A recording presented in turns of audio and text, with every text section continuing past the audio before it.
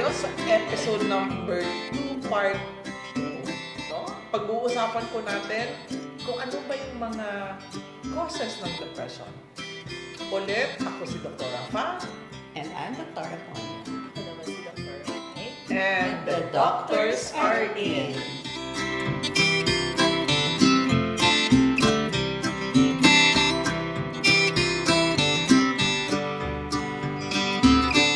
Okay, so, kanina sa kabilang episode, no? Kung gusto niyo palang, nakalimutan ko, kung gusto niyo palang mag-subscribe, share, and hit that notification button para tuwing meron kaming bagong episode na no-notify kayo. Okay? So, kanina, pinag-usapan niya natin ano ba yung depression na yan, ano? Ano ba, may causes ba yun? O bigla na lang nagkakaganon? Meron ba yun, Dr. Pons? Meron yan. Mhm. No? Usually, Mhm.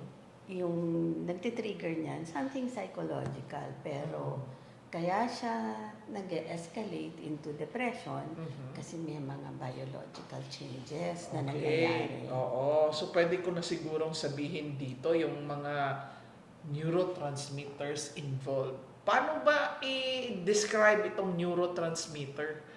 Ito kasi neurotransmitter, mga chemical ito sa brain, no?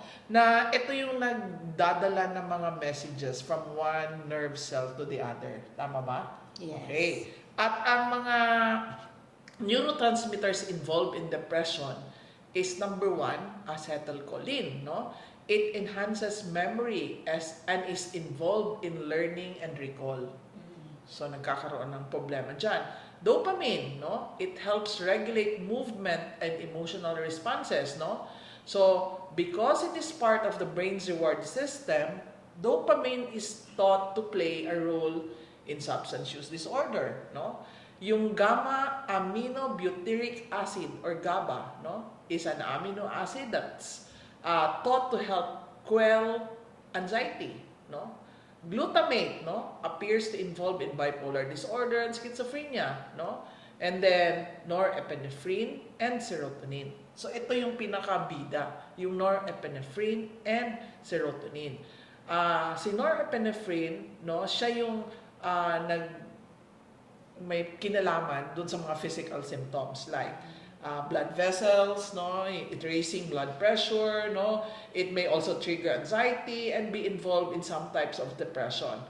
While ang serotonin, no, siguro maraming nag-google nila ito, no. This helps regulate sleep, appetite, and mood and inhibits pain, no. Kaya siguro marami kang nararamdaman ng mga kung ano-ano kasi yung serotonin mo wala, kulang. Yun ang sinasabi nila. Now, bukod doon, no, it's depression daw is more than an imbalance of the neurotransmitters. Mayroon ding mga environmental factors, no? Like, meron kang mga toxic substances or toxic people siguro, no? Na para bang nakaka-drain, no? So, yun yung mga iba naman. Okay. Now, pag-usapan natin yung stress. Kasi talagang palaging parang byword na nga sa atin, no, na ay, nasi-stress ako, mukhang na-depress na ata ako. Now, ang stress, no, hindi naman lahat ng stress ay nakaka-cause din ng depression. Yung stress na kunwari, someone close to you dies, you lose your job, or you become seriously ill, or a relationship falls apart, nakakalungkot naman talaga yon. So, these are the types of events that often trigger depression and prompt a person to seek help. Kasi karamihan, di ba, na nagpupunta sa atin. So, in addition, yung ibang tao nagko-cope with long-standing extreme stressor such as an early loss of a parent, violence, or sexual abuse. So, while not everyone who faces these stresses develop a mood disorder, stress plays an important role in depression. Okay. Siguro, pag-usapan natin, bakit ba ang stress nakaka-cause ng depression? Okay? Now, sabi nila, no? Sabi nitong ating source, which is the same pa rin, no? From Harvard Medical School, stress can be defined as your body's automatic physical response to an outside stimulus that requires you to adjust to change, no? Every real or perceived threat to your body triggers a cascade of stress hormones that produces these physiological changes. And ito na yung nagpapalpitate ka, nagtetense yung muscles mo, yung paghinga mo, bumibilis, no? And pinagpapawisan ka. Now, paano ba ito nangyayari? Okay. Sabi nila, no? When there is a physical or emotional threat, no? Ang hypothalamus mo daw, that's a part in your brain. Papakita ko later, no? Nagbo-boost ng production ng corticotropin releasing hormone. Okay.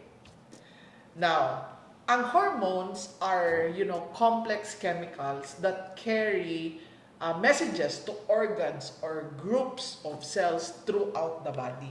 So, kanina, yung neurotransmitter, siya yung nag-carry ng messages from one nerve cell to the other. Yung neurons. From one neuron to the other. Ang hormone is all over the body. Okay. Now, through a series of signals, no? Ang ginagawa niya, ini-involve niya yung adrenal gland at saka yung pituitary gland. The corticotropin releasing hormone prompts the adrenal glands to release cortisol. Tama? Tama ba, Dr. Pons? And adrenaline. And adrenaline. So, pag nag-release na, so from the hypothalamus, no, mag-release siya ng hormone, yung CRH nga, no? And then, sasabihin niya yung ng CRH sa adrenal, mag-release ka ng cortisol at saka adrenaline. Pag nag-release na ng cortisol at saka adrenaline, nire-ready niya na yung katawan mo for a fight or flee. So, pag ni-ready ka na niya, ayun na, lalakas na yung dibdib mo, tibok ng dibdib mo, yung blood pressure mo, tataas na, yung paghinga mo, quickens, and as your body takes extra oxygen, no? So, at the same time, sharpen na yung mga senses mo, such as your sight, hearing, and make you more alert. Okay. Now, this corticotropin-releasing hormone also affects the parts of the brain that manage mood. So, hindi lang yung adrenal glands mo at saka pituitary, pati yung parts of the brain mo, no, na nagmamanage ng moods, inaapektuhan din itong hormone na ito. So, it is thought to play a major role in coordinating your thoughts and behavior, your emotional reactions, and involuntary responses. No? Okay. So, kaya ready ka na kasi nga may threat. Ang problema, meron tong feedback loop na pag wala na yung threat, dapat relax ka na. Kasi wala nang threat eh. Kaya lang, sabi nila, in some cases, yung floodgates daw, wherein yung cortisol pumapasok, never close properly. And so, the cortisol levels rise too often or simply stays high. No? So, palagi kang aligaga ka palagi. So, this can contribute to problems such as high blood pressure, immune suppression, asthma, and possibly depression. So, sabi nila, ang depression daw, or ang pangataong may depression, meron daw typically have higher than normal levels of this corticotropin releasing hormone. Kaya, ganun ang pakiramdam pala ng depression. Di ba? So may kinalaman ba nito yung losses and trauma? Of course, no? Pag laging elevated, na-mention na yan kanina ni Dr. Aponio, pag laging elevated yung stress hormones mo, may effect talaga siya biologically, no? So, itong may mga, usually may mga pasyente, pag nagko-complain ng depression, no, tinatanong talaga namin mga life events, no, in childhood, dahil may effect yung losses and trauma sa depression in adulthood or even during teens, no. People who suffer from trauma during childhood, so trauma would be physical, sexual abuse at the extreme, no, or losses, death in the family, death of a caregiver, or even loss or separation sa mga OFWs, no, that can be traumatic as well, or certain dynamics in the family na tinatawag namin complex trauma. All these, no, pag merong ganon na hardship na napapagdaanan yung isang tao, it can have a higher risk of developing depression, no, than those who have not experienced those events, no. Evidence points na meron talagang link between childhood trauma and increased levels nung stress hormones na pinag-usapan na sinabi ni Dr. Rafa, no? And ang effect nun minsan sa gene regulation, meaning nag-iiba yung genetics, no? So namamana siya later on, no? And also yung brain structure. So these may account for development of depression later on. Kaya pag-uusapan natin yung medications, kung bakit biologically nag-work din yung medications. Not surprisingly, loneliness and isolation may also leave people more vulnerable to depression. So any feeling of loneliness and isolation, no, growing up, no, paradoxically, no, yung social media ginagamit natin to be in touch with other people, lalo na ngayong pandemic, di ba? Nagagamit natin talaga yung social media, no? Pero may mga effect din siya, may mga pag-aaral, no, na hindi necessarily nakakatulong sa ating mental health, no. So just to digress into that, no, the social media lift up or bring you down, kasi yun nga, nagagamit natin siya, no, lagi, no. But according to a 2018 study sa University of Pennsylvania, no, pinag-aralan nila yung mga estudyante na gumagamit ng Facebook, Instagram, at sa kanila yung Snapchat, no. Ang ginawa nila, nilimit nila yung paggamit nun for 30 minutes a day for 3 weeks. And ang nakita nila, no, na yung mga gumawa ng measure na yun, ng intervention na yun, na 30 minutes for 3 weeks lang, no, nag-improve yung loneliness and isolation nila, no. So in short, no, be mindful of how much you spend time sa social media and ano yung role nun sa life ninyo, no. Kung halimbawa nakikita ninyo, nagsuscroll through kayo ng mga platforms na yon, no, it helps when you cut back, kasi when you cut back, you become more involved with life, no. So mas nag-increase yung time ninyo to connect with others physically, exercise, no, other healthy habits, or walking in nature. So anything na mas real life than social media. Okay? Now, isang aspeto ng na cause ng depression is medical problems. Kasi meron silang mga iba-ibang comorbid na illness na nakakaramdam din sila ng depression. So definitely, merong mga medical problems na link to depression talaga. Isa doon, yung pinaka-common, no, would be yung sa thyroid, no. So pag may hyperthyroidism ka, maaaring magkaroon ka ng symptoms ng mania, no. Pag may hypothyroidism naman, no, which would result in decrease, no, na thyroid hormones, nakakaramdam ng pagod and sadness, no. Also, yung mga nutritional deficiencies sa vitamin B12, no, which can occur more likely in older adults. Kaya isa siya sa mini-measure, no, kinukuha kung merong late onset na depression, no. Aside from that, ngayon maraming may mga sakit sa puso. So heart disease also is linked to depression, with about 50% ng heart attack survivors, no, na nakakaramdam ng feeling blue and feeling sadness, no. So, kung meron ka mang heart disease at meron kang depression, pwedeng makaapekto sa recovery mo. So, mas mabagal yung pag-recover, tapos pwede rin na mauulit yung heart attacks mo. Parang nakakatakot yata. And then, there's higher risk of mortality or dying within 6 months. So, important na kung meron kayong sakit sa puso at nakakaramdam ng depression, makakatulong talaga, no, na ma-diagnose pati yung depression ma-address, no. Aside from that, no, so heart disease na mention ko, tsaka yung thyroid problems, meron pang mga iba na mas common yung depression. One would be neurological disorders, no. So pag diagnosed with multiple sclerosis, Parkinson's, Alzheimer's, Huntington's disease, no, or any related ailments, no, pwedeng magkaroon ng depression. Number 2, aside from thyroid, other hormonal imbalances involving yung parathyroid at saka adrenal glands, pwede rin yan, no. Pangatlo, mga immune system diseases like lupus, no, or even yung mga may severe hypersensitivity reactions, no. Also, viruses and other infections, no, like HIV, pwede rin, and also cancer, no. So, ang daming klase ng cancer.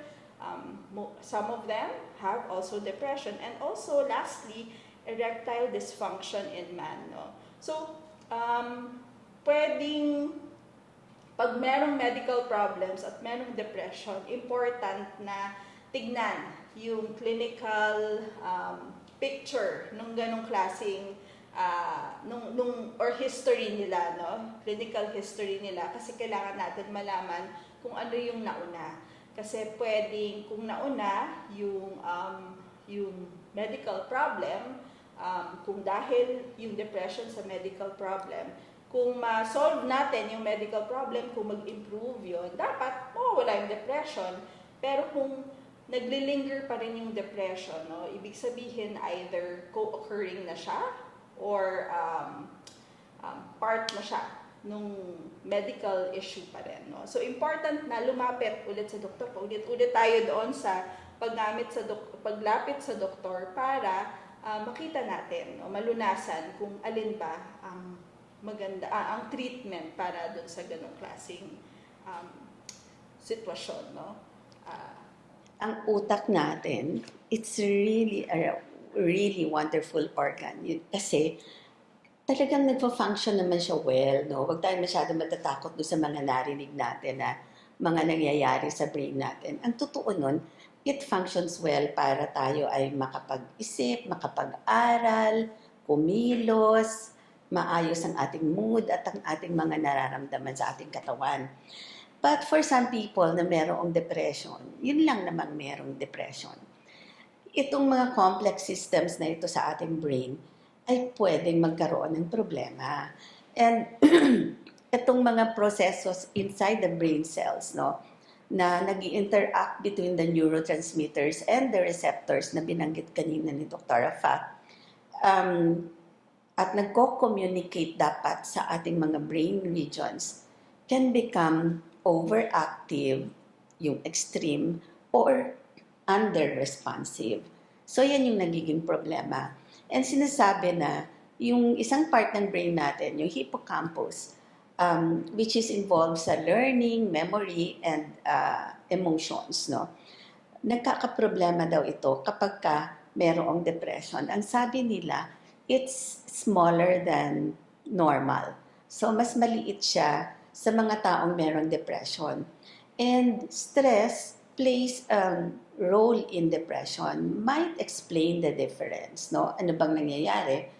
Kasi ang stress nagsusuppress ng neurogenesis. Ibig sabihin, kasi palaging nagpo-produce tayo or nagde-develop ng brain cells, no? Pero kapag meron kang depression, hindi nangyayari yon. So kanya, yung hippocampus natin, hindi nag-grow into its normal size. So, interestingly, yung antidepressant medications na ay talagang nagpo-promote ng neurogenesis ng hippocampus. So, hindi lamang siya tinatanggal yung depression natin, but tinutulungan niya mag-develop better ang hippocampus natin. And this is actually the reason why sinasabi nila na meron talagang delay sa pag-work ng medications dahil nga it takes time for the nerves to grow and form new connections. Okay. So, antidepressant mechanisms or medications boost the concentration of certain neurotransmitters na nabanggit kanina, yung serotonin, and in combination with electrical signals, allows communication within and between neurons. Kanina pa nababanggit yung neurons. Ito yung mga brain cells natin. And then I'll go to yung depression and family history and the role of genes, no? Depression, alam na natin to, tends to run in families. Kaya nga merong tanong, meron bang miyembro ng pamilya na nagkaroon ng ganitong karamdaman, no? If you have a relative with depression, your risk for depression is much higher than someone without a family history of depression. So, at risk ka talaga. And ang nagpo-prove dito is yung studies ng twins or kambal, no? Kasi sila, mga identical twins ay talagang parehas ang kanilang mga genes na dala-dala. Sinasuggest na yung genes account for somewhere between 1/3 and 2/3 of the risk for depression. Okay. So, yun nga, no? So, isang paalala, no, na namin palagi is Huwag maghintay, huwag i-deny, kami ay gagabay.